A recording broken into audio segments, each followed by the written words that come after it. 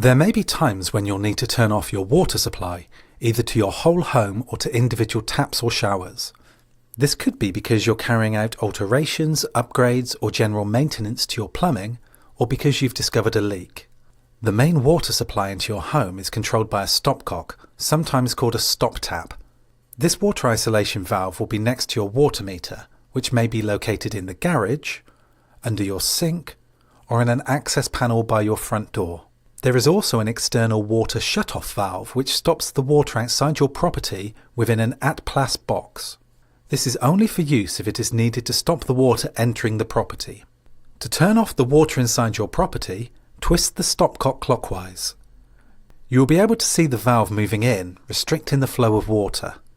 To turn the water back on, just turn the stopcock anti-clockwise to release the valve. It is a good idea to regularly test it to make sure it doesn't seize up, and will always be ready to use in an emergency or when necessary. In addition, if you have a washer-dryer, you will have an isolation valve near your appliance if the water needs to be turned off to the appliance for maintenance or any other reason.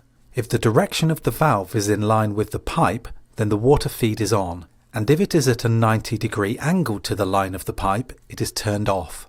If the water needs to be turned off to the appliance, can you please ensure that it is turned back on before the appliance is then used again? Where there is a dishwasher fitted, the isolation valve will be located in the cupboard under the kitchen sink if the water feed ever needs to be turned off to the appliance. If you have an outside tap fitted to your property, you will need to isolate this in the winter months if the temperature gets below freezing, as the pipes could expand and dislodge. Your mains electric can be isolated in two locations, either on the switch next to your electric meter, which may be located externally in a meter cupboard or internally by the front door, or by turning off the main switch on your consumer unit. Please refer to the consumer unit video for more information.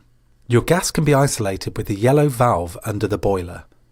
Remember, if the valve is in line with the pipe, then it is turned on, and if it is at a 90-degree angle to the pipe, it is turned off.